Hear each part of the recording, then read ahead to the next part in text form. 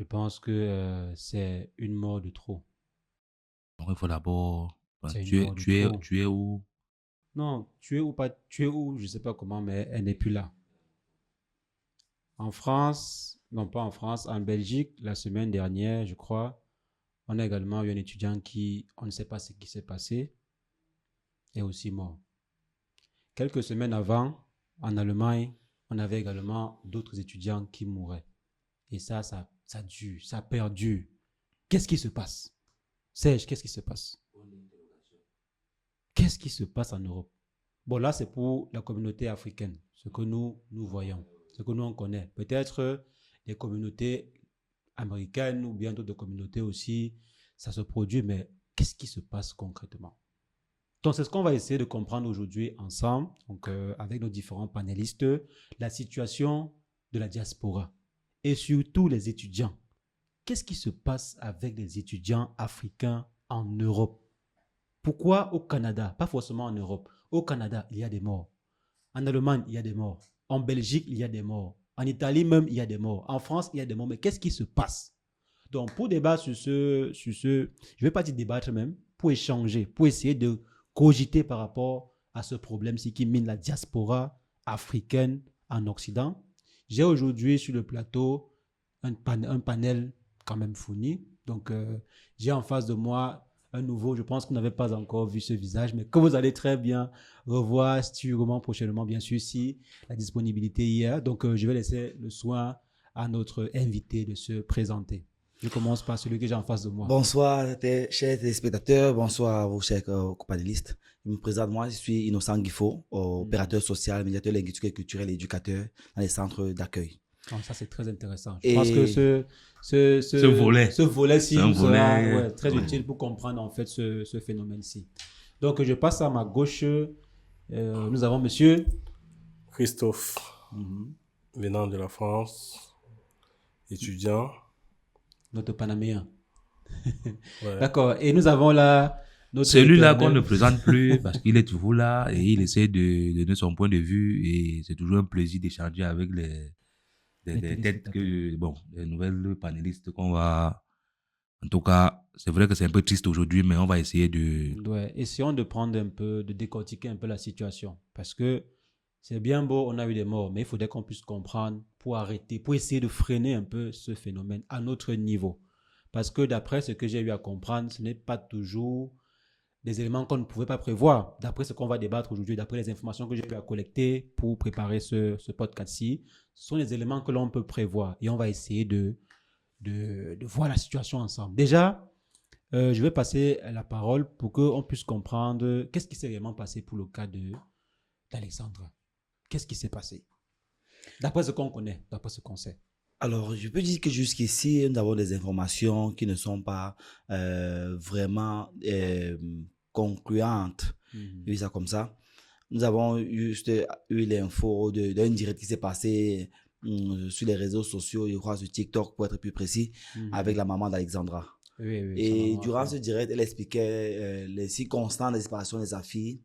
Mais n'étant pas sur les lieux, elle ne pouvait pas donner elle ne pouvait pas donner les faits réels qui sont déroulés. Parce que cela revient aux forces de l'ordre du Canada de pouvoir analyser la situation avec la police scientifique du Canada, d'analyser la situation et de pouvoir tirer des conclusions qu'ils vont ensuite partager avec nous autres observateurs. D'accord. Et nous rappelons que ce n'est pas le seul phénomène qui se produit et ça amène à s'interroger. J'aimerais rappeler que il s'agit beaucoup plus des étudiantes et des étudiants. Oui, les étudiants aussi, oui. Oui, bien qu'étant noir, on va encore, on réduit l'orientation au niveau Les études. des études. Pourquoi les étudiants? Ça, c'est sur ce point-là C'est ce que qu'on veut je veux comprendre. beaucoup intervenir durant tous ces débats pour attirer un peu l'attention de tous ces jeunes qui viennent d'Afrique, pour préciser l'Afrique noire subsaharienne, pour venir étudier en Europe. Et surtout à leurs parents et à ceux qui aspirent au rêve de sortir de leur pays pour aller Pour venir ailleurs. étudier en Europe. Pas forcément en Europe, mais ailleurs, dans notre pays, même en Afrique, pour être un peu plus large. Alors, nous savons bien que En Afrique, chez nous, les enfants Bon, étudient. avant que tu commences à développer le sujet, Oui. j'aimerais un peu avoir l'avis. On va d'abord prendre le cas d'Alexandre avant Oui. de faire une large réflexion sur le sujet. OK. Donc, pour le cas d'Alexandra, on nous dit c'était une étudiante, je crois 21 ans, deuxième année. Elle est arrivée au Canada. Et le jour, apparemment, il y a eu, d'après ce qui se dit, parce que jusqu'à présent, c'est comme vous l'avez sûrement dit, c'est les on dit. Moi, je ne suis pas au Canada, je ne sais pas. Même ceux qui sont au Canada n'ont pas l'information juste. On sait simplement que le corps a été repêché et qu'on est en train d'analyser. Il y a également des empreintes qui ont été récupérées sur la babouche, parce qu'apparemment, on a retrouvé un pied de babouche. Bon. Normalement, quelqu'un ne marche pas avec juste un seul pied de babouche. Ça veut dire qu'il y a eu forcément un problème. Il y a eu un problème. Je peux pas me lever, je commence à marcher là avec juste un pied de babouche. Donc, forcément, il y a eu un souci. Donc, on est en train d'analyser, voir si jamais il n'y a pas eu des empreintes ou bien il n'était pas en contact avec quelqu'un d'autre et tout. Donc, voilà ce qu'on connaît de la situation. Maintenant, il y a plusieurs théories qui émergent par rapport à ce cas précis. D'autres personnes disent, OK, c'est parce que la fille avait plusieurs gars et apparemment c'est un règlement de compte. Il y a un qui n'était pas satisfait et il a voulu régler les comptes. Il y a, on dit, elle se baladait et elle est tombée, elle s'est noyée. Oui, etc. Donc voilà les différentes théories, oui, les différentes thèses qui sont là. Mais ce qui est sûr, comme tu as eu à préciser, c'est après les enquêtes de la police qu'on va réellement savoir, après l'autopsie déjà d'abord, qu'on va savoir exactement de quoi elle est morte, et aussi après les enquêtes, les empreintes qu'on a pu récupérer et tout, qu'on pourra savoir si elle était avec quelqu'un d'autre ou pas. Donc maintenant, ce que je veux comprendre, c'est, OK, supposons même, on va prendre chacune des théories. Supposons qu'elle était avec quelqu'un d'autre. Est-ce que c'est pour autant qu'une jeune fille de 21 ans, aussi radieuse, quoi, doit mourir parce qu'elle sortait avec 2 ou 3 hommes ou je ne sais pas quoi. Supposons même que c'est le cas. Est-ce que c'est la raison pour laquelle elle doit payer ce prix-là? Ma question est pour notre Panaméen. Est-ce que parce que j'ai une petite sœur qui se fait aider par 2, 3 personnes, c'est pour ça qu'un jour il faut qu'elle disparaisse? Pour moi, ce problème me dérange encore parce que quand j'écoute, chaque fois que je allume mon téléphone, je pense à la maman de cette fille, quoi. Je vois toujours avec les larmes aux yeux et tout et comme ça, en fait. Pour moi, je me dis, ce problème arrive actuellement en Occident. C'est parce que moi, je me dis, la jeunesse, peut-être, ils se mettent dans les difficultés pour pouvoir arriver en Europe. Et quand ils arrivent, ils ne remplissent pas les conditions par lesquelles on les a fait arriver en Europe.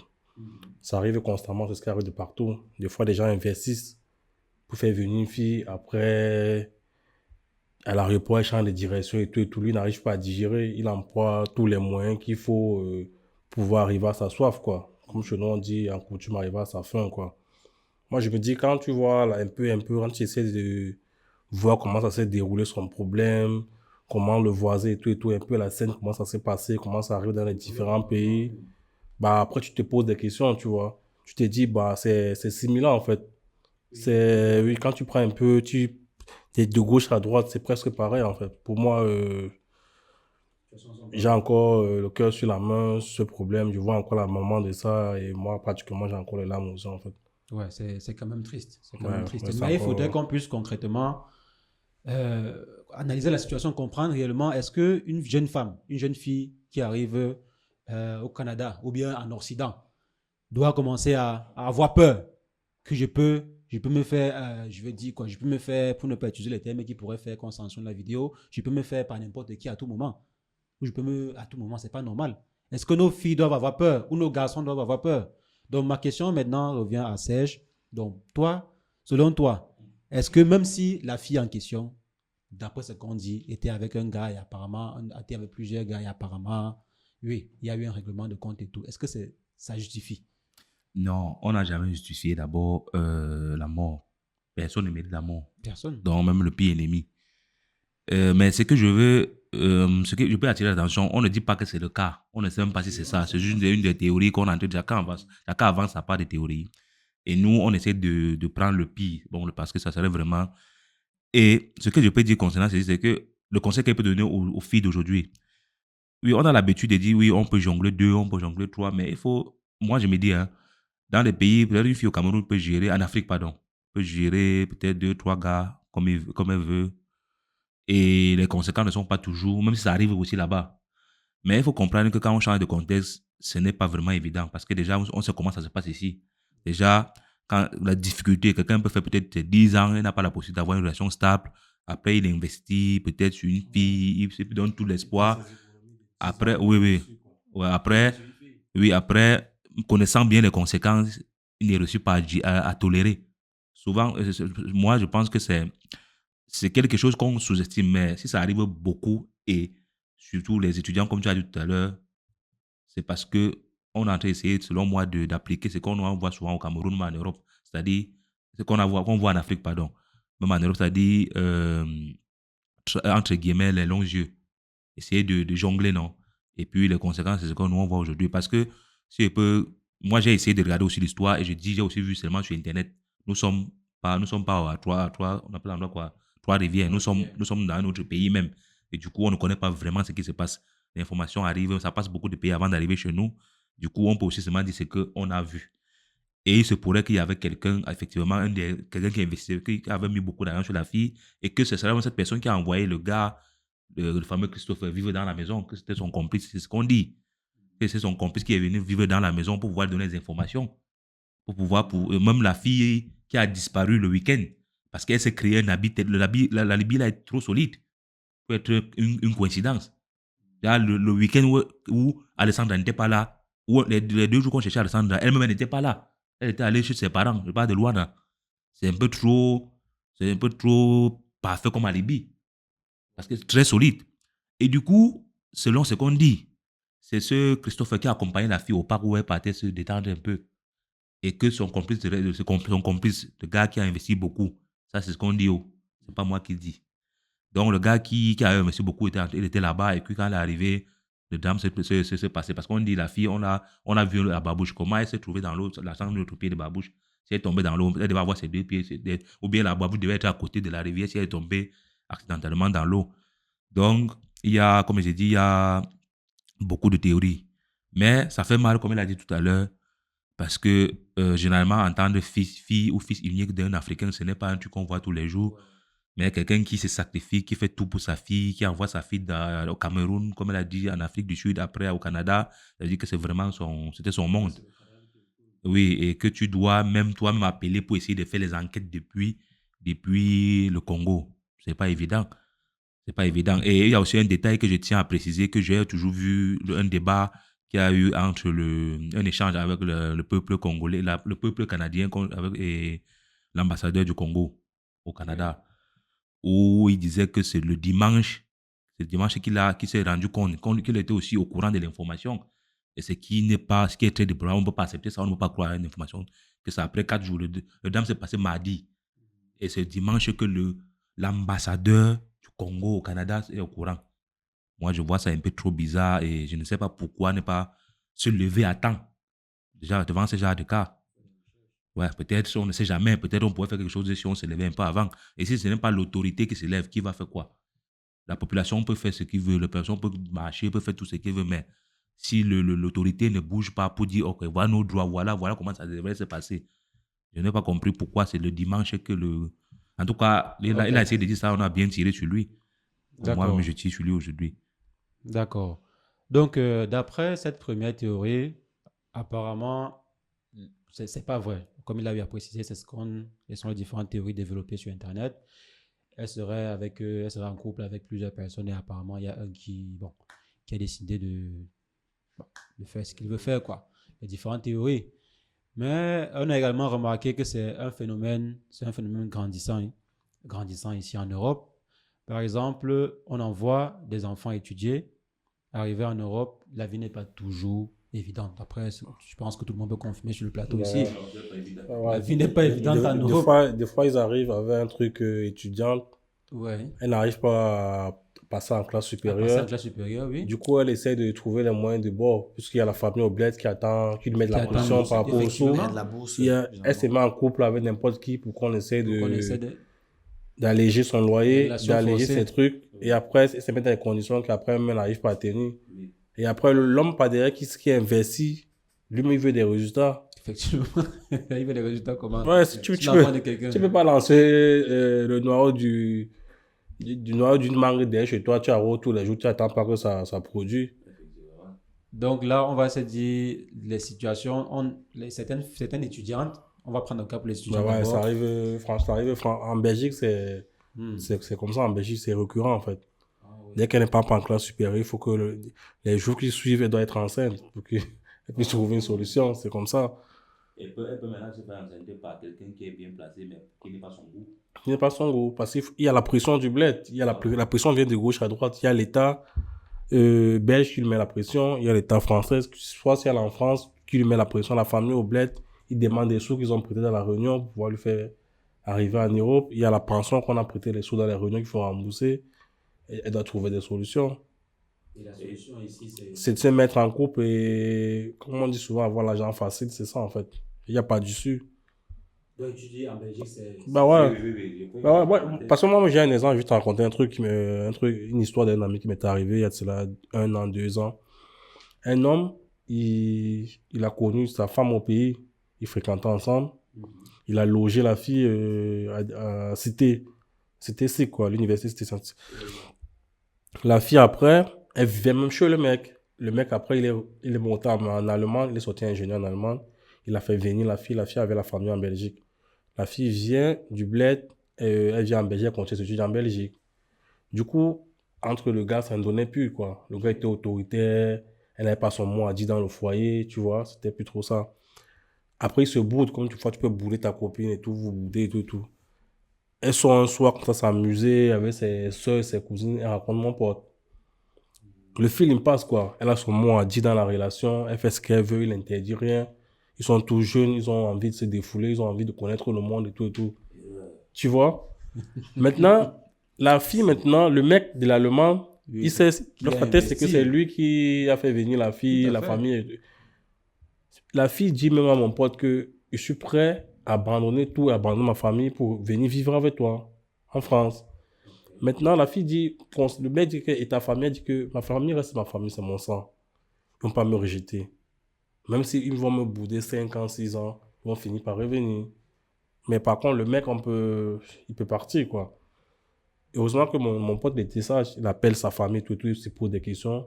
Souvent, on lui fait comprendre que c'est des trucs qui arrivent des fois en Europe, on dit que c'est des règlements de compte.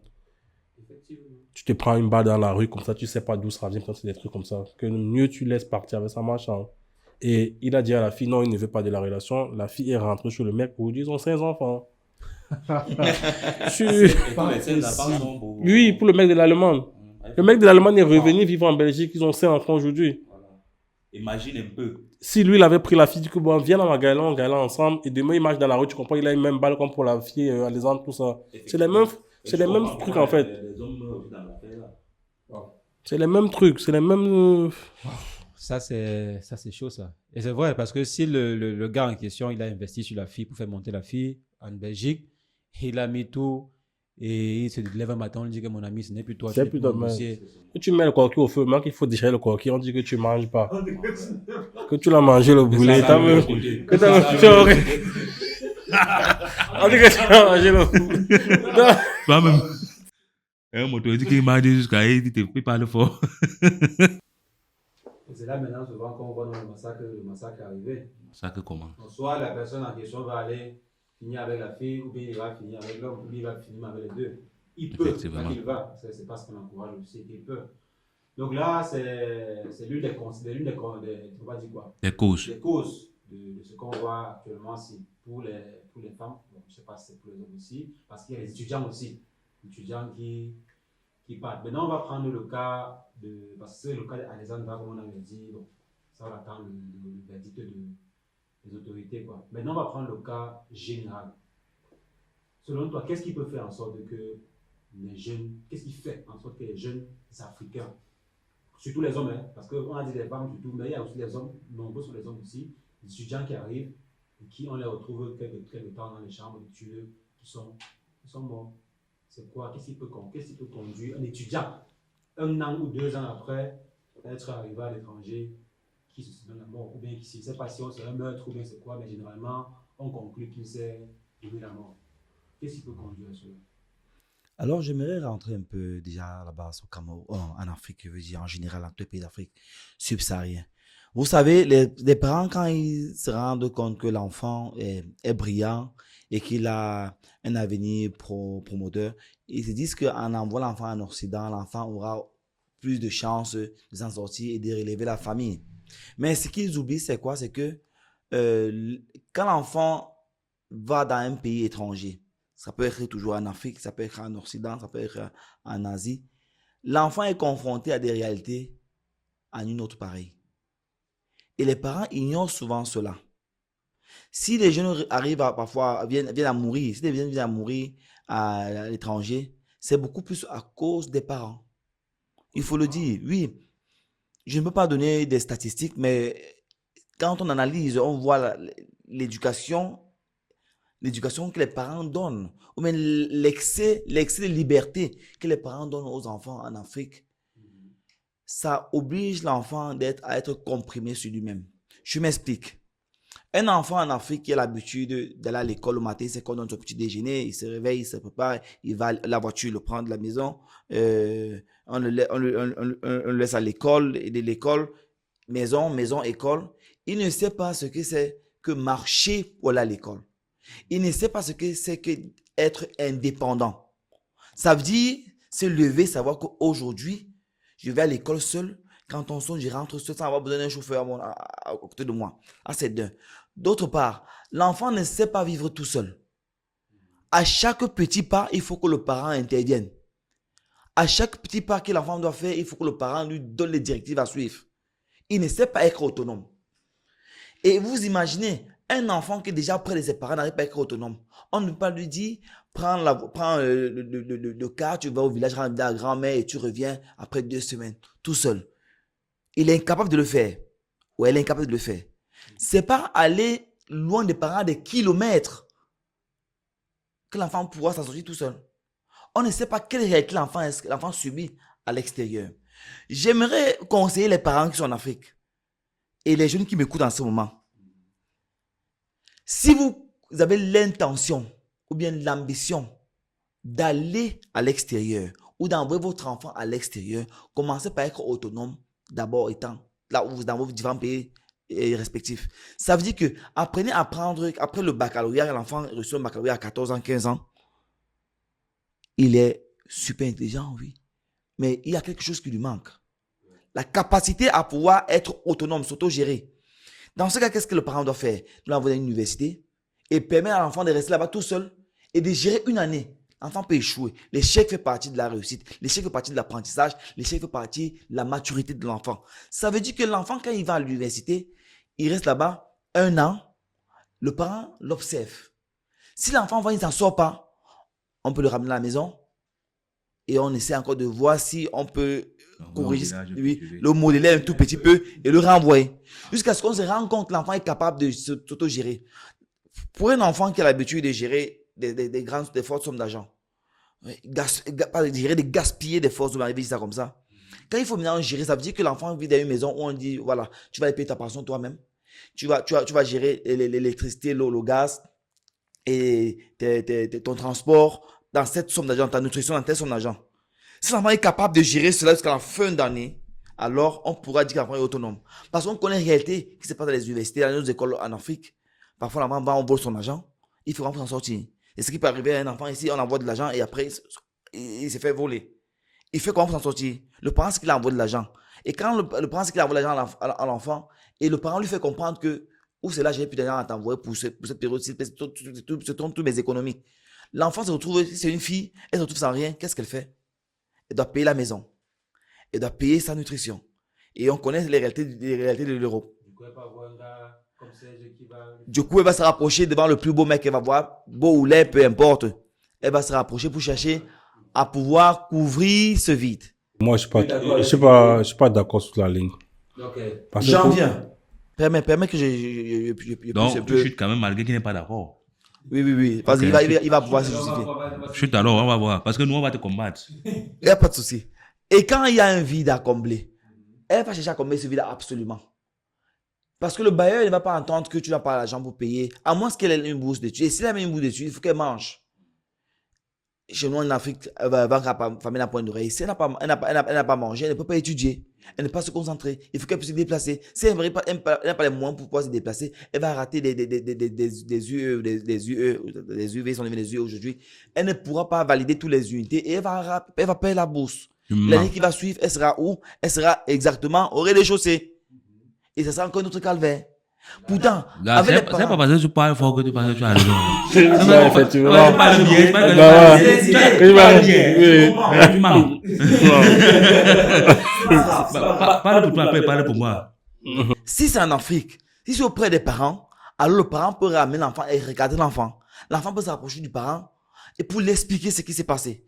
Mais à des milliers de kilomètres, comment l'enfant fait pour expliquer son parent?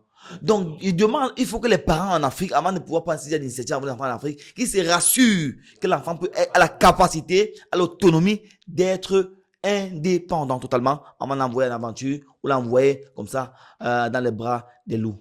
Si tu te lances dans la campagne politique, tu vas gagner jusqu'à. Tu es fort, papa. Tu réussis à dire ce que tout le monde ne comprend pas. Avec lui, je ne suis pas d'accord sur toute la ligne. Pourquoi? Parce que on n'a pas les mêmes réalités. Je prends un exemple. Ici, quand tu envoies un enfant à l'école ici en Occident, à l'école, c'est un truc, on apprend à l'enfant à être indépendant. On apprend à l'enfant comment prendre un métro, comment être égaré dans le métro, s'arrêter, tout ça. On apprend tout ça à l'école. Des fois, c'est même pour parents d'apprendre certains petits détails comme ça, tu vois. Bien sûr que les parents, ils ont les tâches. Mais la plupart, sont aussi à l'école. Et on n'a pas le même fonctionnement éducatif, en fait. Donc, du coup, le parent ne peut pas, comme il disait, tu peux pas envoyer l'enfant à l'université, tester l'enfant pour 1 an. Si tu envoies l'enfant à l'université tester 1 an et qu'elle rentre enceinte, tu attends l'année prochaine pour le renvoyer encore à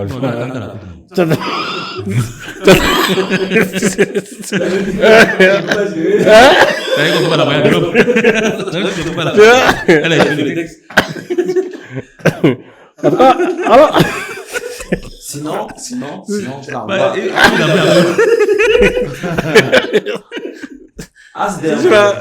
La chose. Si tu l'envoies, ça veut dire que tu as payé ton sang de Macabo. Non? Oui, parce que c'est à gâter. Elle ne va venir dire qu'il prend une femme qui a un enfant, mais chez lui. Non. Non. Non.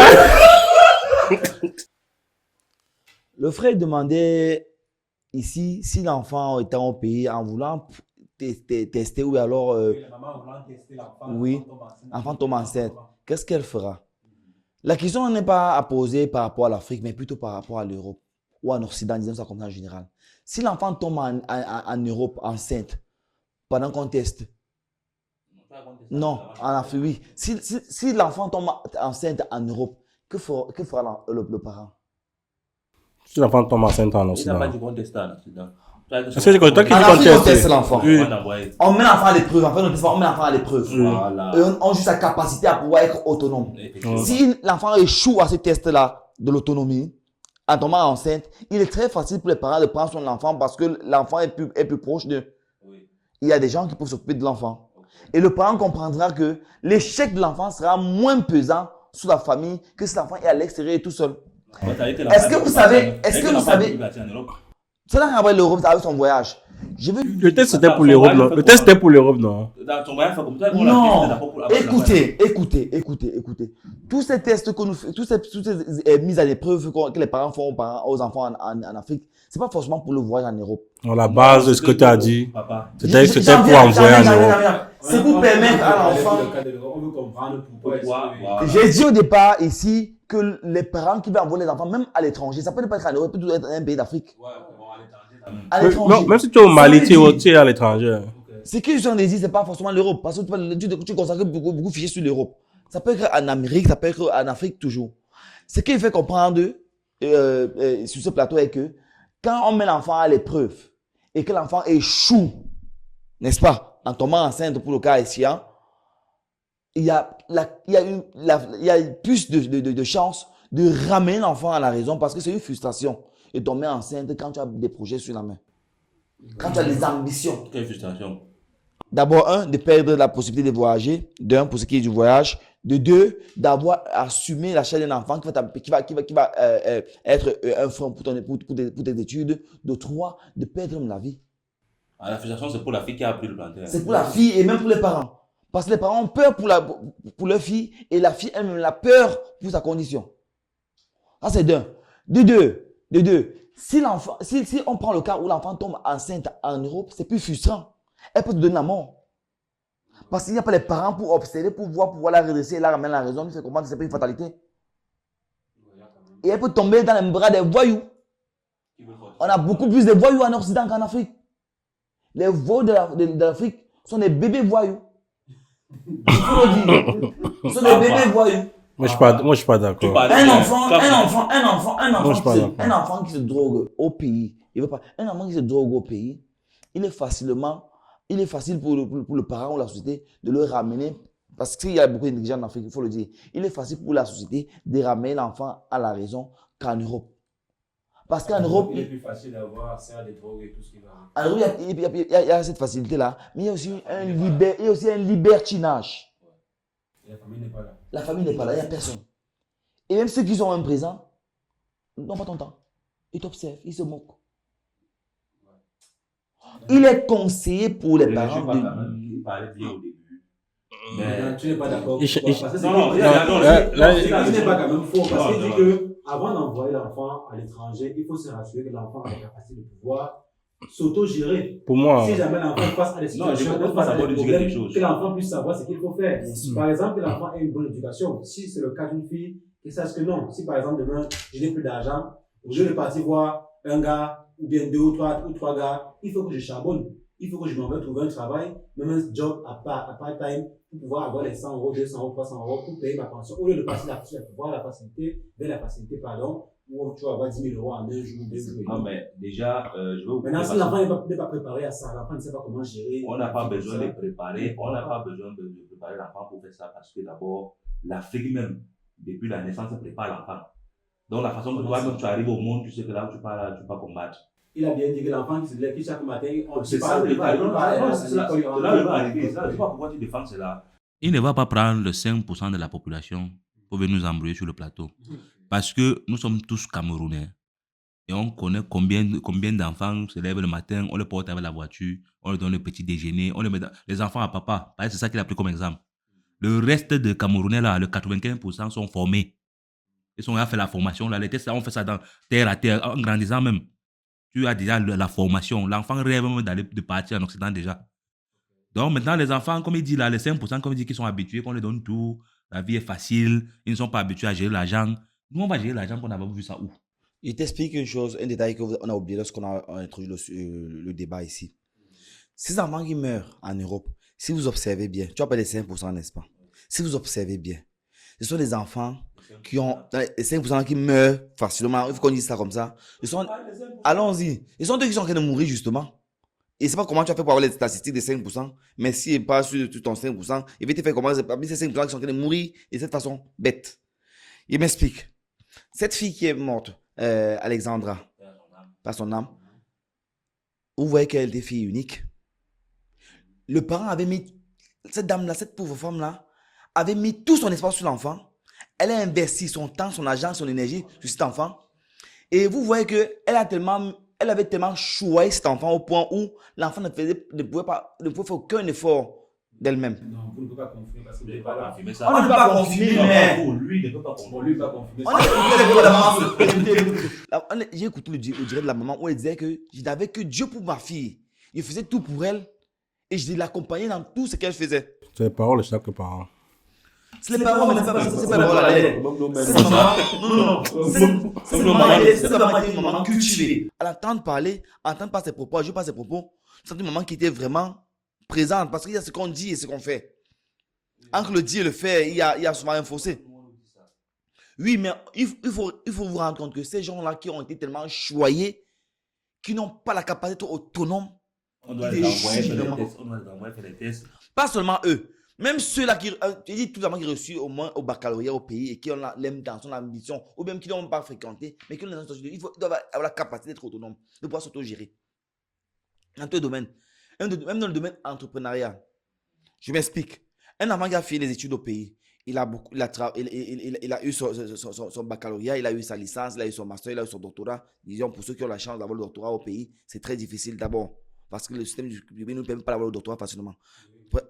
Par exemple, mettons au niveau de licence seulement, licence ou master. Et qui décide d'aller par des bourses ou par des visas de travail, aller travailler à l'extérieur. Est-ce que vous savez que ces gens qui vont à l'extérieur travailler, quand ils arrivent à l'extérieur, ils sont parfois obligés de cumuler 2-3 travaux pour s'en sortir. Bien que, étant quittés du pays, avec des diplômes qui, disons, ne peuvent pas être forcément équivalents à ceux de l'extérieur. Il faut centrer les propos sur le thème qui nous comprendre pourquoi ça. C'est un politicien, il va qui fera en sorte qu'il va se suicider ou bien c'est quoi le problème. La personne doit pouvoir être autonome. Et ils doivent savoir que aller à l'extérieur n'est pas forcément la seule voie pour s'en sortir. Non, nous, on veut aller à l'étranger. Toi, tu ne peux pas aller à l'étranger. Maintenant, ce que nous veut comprendre, c'est comment faire pour aller à l'étranger sans mourir. Ce que j'avais expliqué au début par rapport à le fait d'être autonome était le premier volet. Oui, le premier volet. Cependant, le second volet, pour ceux qui sont déjà en Europe, nous sommes là sur le fait accompli. Vous arrivez en Europe et vous avez la possibilité d'étudier, de travailler et de faire ce que vous voulez. Il faut choisir la compagnie. Il faut choisir la compagnie. Si vous avez une mauvaise compagnie, les parents ne seront pas là pour vous orienter. Il faut avoir la capacité de choisir la bonne compagnie, les bonnes fréquentations et les milieux qu'il ne faut pas fréquenter. Et c'est à ces jeunes qui veulent venir, qui ont l'intention de venir en Europe ou aller ailleurs, de choisir vos camaraderies. Vous voyez que ces gens qui meurent, ils meurent dans quelles conditions? Ce sont les gens qui fréquentent les boîtes de nuit. Non. Qui fréquentent. On ne connaît pas si tu fréquentes les boîtes de nuit. On ne connaît pas si la personne fréquente. Il y a eu le cas de la Belgique. Oui.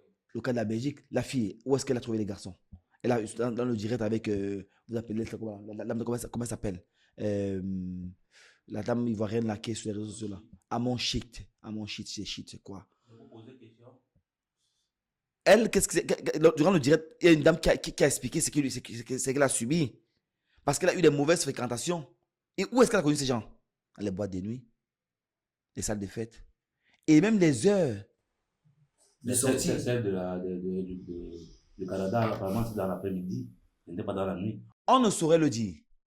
Pourquoi? L'heure de son crime n'est pas définie, n'est pas expliquée. On sait le jour, plus ou moins. Mais l'heure, on ne connaît pas l'heure. Mais ce qui est sûr, c'était pas dans une boîte de nuit. On ne saurait le dire.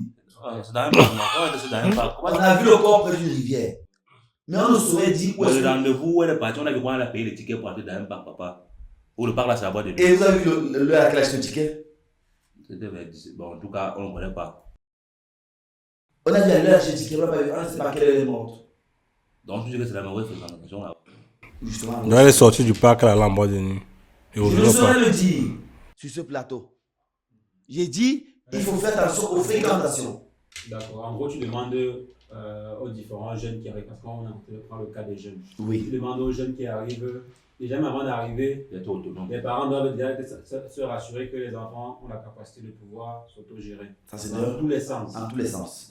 Ça, c'est bien. Maintenant, quand les enfants arrivent ici, il faudrait qu'ils fassent attention à leur fréquentation et au lieu. Par exemple, ne pas aller dans les boîtes de nuit ou bien ne pas fréquenter les boîtes de nuit, tout ce qui va avec. Et les fréquentations se limitent seulement au niveau des boîtes de nuit. Même parmi vos camarades étudiants ou étudiantes en faculté. Les camarades étudiants, c'est pour étudier. C'est pour étudier. Mais sachant que parmi ces camarades-là, même au pays, il y a ceux qui vous entraînent dans des mauvais milieux. Quand vous vous rendez compte que celui-là ou celle-là, à part les études, ils vous entraînent dans des mauvais milieux, comme dans les boîtes de nuit, comme dans les milieux, les bars, ou dans les jeux au hasard. Ou dans les chambres même d'étudiants. Ou dans les chambres d'étudiants. Il faut faire attention. Vous êtes pour un objectif. Tant que l'objectif n'est pas atteint, il ne faut pas vous dérouter. Il ne faut pas changer de trajectoire. Il faut être concentré. Dans les boîtes de nuit, c'est un endroit à ne pas fréquenter. À ne pas fréquenter. Dans moi, il n'y a pas vu les boîtes de nuit. Toi, tu es déjà... Nous sommes là pour parler, nous sommes là pour conseiller. Je suis là pour te conseiller parce que tu es sur le plateau de moi, tu donnes ton point de vue, ton idée. Mais moi, je parle à ceux qui nous écoutent. Oui, effectivement. En gros, toi, tu étais en train de conseiller aux jeunes qui arrivent de faire attention déjà au milieu qu'ils qu'il fréquente et surtout faire également attention aux différentes relations et être autonome. Maintenant, je vais revenir, on va prendre par exemple le cas d'un phénomène aussi que nous avons remarqué ici en Europe, qui est la dépression et aussi la pression sociale. Par exemple, je viens d'arriver en Italie. On va prendre le cas de l'Italie. J'arrive en Italie, on me dit, il faut valider les matières. Si je suis étudiant, si je prends le cas des étudiants, il faut valider les matières, il faut avoir l'argent, il faut envoyer l'argent à la famille. On te dit d'un côté que si tu échoues, tu n'auras plus là où dormir, tu n'auras plus ceci, tu n'auras plus cela. Du coup, le jeune qui arrive ici, qu'il soit formé au pays ou pas, qu'il soit, je ne sais pas comment, arrive parfois à entrer en dépression. C'est-à-dire, pas forcément se suicider, mais entre en dépression. Par exemple, il ne réussit pas les matières, il peut entrer en dépression. Il ne maintient pas sa bourse pour ceux qui obtiennent la bourse, il peut entrer en dépression. Il y a ceux, par exemple, qui voient son ami aller valider ou bien obtenir sa licence ou bien son diplôme. Il entre en dépression parce qu'il n'a pas encore fini. Ou bien lui, par exemple, il est en train d'aller à 5 ans, 6 ans, 7 ans en licence, il est en dépression. Donc, qu'est-ce que vous pouvez conseiller à ces jeunes-là, par exemple? Déjà, je pense que... Est-ce qu'on peut partager mon point de vue par rapport à ce cas? Oui, je partage pleinement ton point de vue parce que c'est même l'un des plus grands problèmes qu'on a à l'Occident aujourd'hui, ce qu'on appelle la pression des pairs généralement. Parce que quand tu arrives, on doit comprendre que chacun n'a pas le même parcours. Tout à fait. Donc quand tu arrives ici, c'est comme si on était parti, comme si on était en guerre, quand il y a une guerre de concurrence. Et c'est ça qui pousse beaucoup de personnes à ne pas réussir. Quelqu'un peut mettre 2 mois pour faire le même truc, tu mets 5 ans pour faire la même chose. Mais l'essentiel c'est d'arriver. Mais c'est ça que le Camerounais ou bien l'Africain ne veut pas comprendre. Et ça pousse souvent à sauter les étapes. Ce que moi, je peux conseiller aux jeunes étudiants qui arrivent en Europe pour étudier, c'est que chacun a son parcours.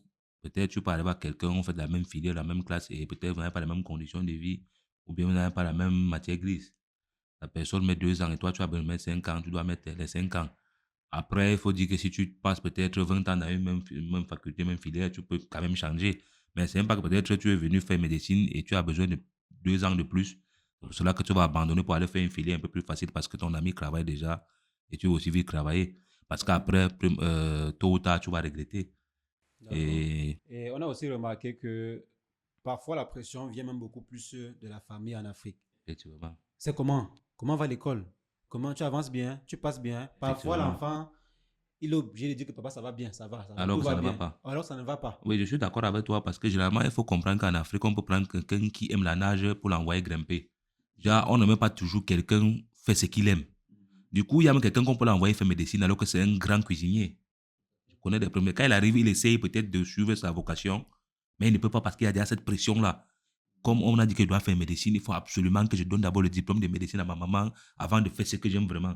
Alors qu'on connaît que les plus grands cuisiniers du monde entier sont les hommes. Tu vois un peu, ce sont des pères. Donc, c'est ça qui bloque, qui permet pas aux enfants de... Moi, par exemple, on m'a envoyé étudier, je suis un grand DJ, un futur grand producteur, parce que je crois, et parce que j'ai eu la chance que la famille ne mette pas cette pression-là. Je sens que ça ne va pas. Je sens quand maman parle, je sens qu'elle ne croit vraiment pas. Tous les jours, elle me dit que, mais on dit que le milieu du cinéma est comme ça, c'est comme là. Est-ce que ça va vraiment tous les jours? Mais elle ne te met pas quand même une pression pour dire que, ok, bon, parce que la mater, elle a aussi fait son niveau d'études, elle est aussi à l'Occident, elle voit les choses, comment ça se passe. Mais je sais quand même que si elle était au pays, c'est qu'elle ne m'attend plus. C'est qu'elle a une forte pression qui est en train de mettre sur moi. Et je suis obligé maintenant de trouver un moyen pour avoir l'argent.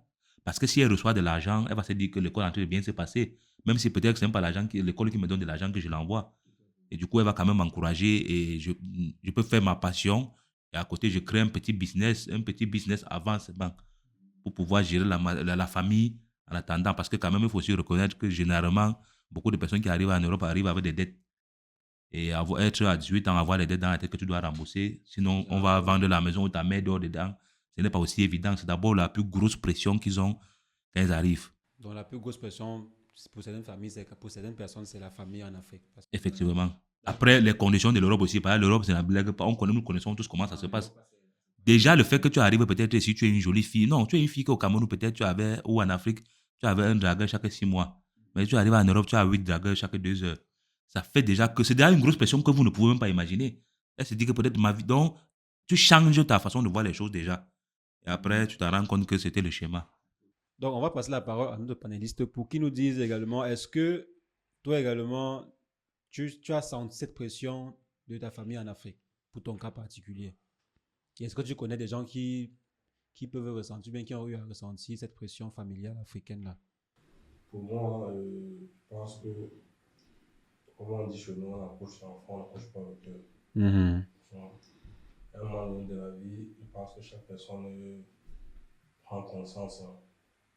Tu as beau dire, tu as beau fouetter l'enfant comme il veut, si au moment donné n'est pas arrivé, il va rester galoper comme il peut galoper en fait. Mais après, pour moi, ce que je peux donner comme conseil, c'est que il faut que les gens aujourd'hui apprennent à faire la différence entre les réseaux sociaux et la vie active et la vie réelle en fait. C'est pas pareil. C'est la même chose sur le prouve. Comme on le dit souvent. Sur le prouve. Quand tu t'habitues que tu te lèves le matin, tu vas à ton occupation, tu rentres chez toi, tu n'auras jamais de problème. Et éviter surtout la compagnie. Avoir un ou deux amis, ou trop deux au max. Plus tu as 5, tu as 10, 30. C'est tout ça qui amène des petits problèmes. Des problèmes. Tu te retrouves de gauche à droite où tu ne dois même pas être en fait. Éviter au maximum la compagnie. D'accord. Donc le conseil, là où je peux donner, c'est d'éviter au maximum la compagnie. Et d'accord, très bon conseil pour nos jeunes qui arrivent. Donc, qu'est-ce que tu donnerais toi comme conseil, dernier conseil à la jeunesse pour éviter que nos jeunes quittent de l'Afrique et arrivent ici et sont obligés de commettre l'irréparable? Donc, qu'est-ce que tu peux donner comme conseil à ces jeunes-là qui arrivent? Alors, étant donné que ces jeunes qui arrivent ici pour pouvoir étudier et soient confrontés à des réalités qui ne s'attendaient pas, et je dirais il y a des centres de formation, des cours de langue étrangère, par exemple, au sein duquel ils trouveront des conseillers, qu'ils aillent s'informer. Il y a Internet, qu'ils aillent s'informer, qu'ils demandent la bonne information à de bonnes personnes. Comment savoir si l'information est bonne ou pas? Il faut se rapprocher des ambassades. Il faut se rapprocher dans des centres d'orientation, des centres culturels. De là, vous aurez la bonne information. On vous dira la réalité. Les jeunes qui sont allés, qui sont revenus. Les autres jeunes qui sont là-bas à l'étranger, ils vous diront la réalité qu'ils vivent là-bas. Surtout des gens qui vous fiez. Pas ceux qui viennent vous faire voir le bling-bling au pays, comme on dit. Ils viennent vous faire voir la grande vie. Non. Ils sont nombreux aussi. Hein? Oui, il faut éviter ces gens-là. Donc, en gros, c'est ça. Et toi, Serge, le dernier conseil avant qu'on ne chute pour cette jeunesse-là, pour éviter que demain on ne retrouve encore, ou bien qu'on ne reçoive encore une nouvelle que telle personne, tel étudiant est mort dans sa chambre en Allemagne, en Belgique, et tout, etc. Non, c'est simple. Moi, je dis toujours qu'il faut manger pour vivre et non vivre pour manger. Quand ils vont décortiquer le proverbe, ils vont comprendre beaucoup de choses. Mais il ne faut pas compliquer le proverbe. Pardon. Non, c'est terre à terre. Il faut manger pour vivre et non vivre pour manger. Voilà. Donc, c'est nous envoie avec les proverbes chinois pour la jeunesse, donc c'est pas grave. Toujours est-il, je pense qu'on ressort de ce débat avec les conclusions très simples. Les mamans, les parents, il faudrait quand même être sûr. Là, moi, je pense également que c'est le minimum. Il faudrait être sûr que l'enfant que vous envoyez en Europe a les capacités minimum de pouvoir comprendre la vie, de pouvoir s'en sortir si jamais l'enfant fait face à des situations. Parce que comme on a eu à dire sur le plateau, si j'arrive à l'étranger et que je suis face à, je prends juste un cas simple, on me met dehors, je n'ai pas où dormir, je fais comment? Et je ne peux pas appeler maman en Afrique parce que quand tu appelles maman en Afrique, on va dire que mais qu'est-ce qui s'est passé d'abord pour que tu te retrouves dehors? Parce que voilà comment souvent nous, les parents, nous réfléchissons. On va dire, ok, non, tu as d'abord fait quoi de mauvais? Hein, tu n'as pas étudié, tu n'as pas fait ceci, tu n'as pas fait cela. Alors que ce n'est pas de ça que l'enfant a besoin quand il est à 6000 km de vous. Il faudrait que les parents déjà sachent que non, c'est compliqué ici. Pour envoyer l'enfant en Europe, il faut que l'enfant soit capable mentalement de pouvoir supporter certaines choses. Et aussi, nous, quand nous arrivons ici, ou bien quand les jeunes arrivent ici en Europe, il faudrait se focus, il faudrait rester focus, se concentrer uniquement sur ce que vous êtes venu faire avant de continuer. Comme on a eu à dire, la plupart des morts, c'est des étudiants dans des chambres ou dans des lacs ou dans des endroits bizarres. Dans des boîtes de nuit. Il faut le préciser. D'accord, dans les boîtes de nuit et tout. Donc, c'est ce qu'on retient de ce débat. Essayons de conscientiser le maximum possible et les parents essayent d'être ouverts, essayez de suivre vos enfants. Même si l'enfant te dit c'est bon, chercher à comprendre même pourquoi c'est même bon. Il faut comprendre bien, être sûr que l'enfant se porte bien et surtout mentalement. C'est le mental. Le mental est très important à l'étranger. Très, très important. Plein d'enfants entrent en dépression et plein d'enfants découvrent la dépression en Europe. Donc, c'est sur ce point qu'on va conclure la vidéo du jour. On espère vraiment ne plus recevoir ce genre de nouvelles à l'avenir. Vraiment, on l'espère. Et je termine ici. Donc, sur ce, portez-vous bien. Ciao, ciao.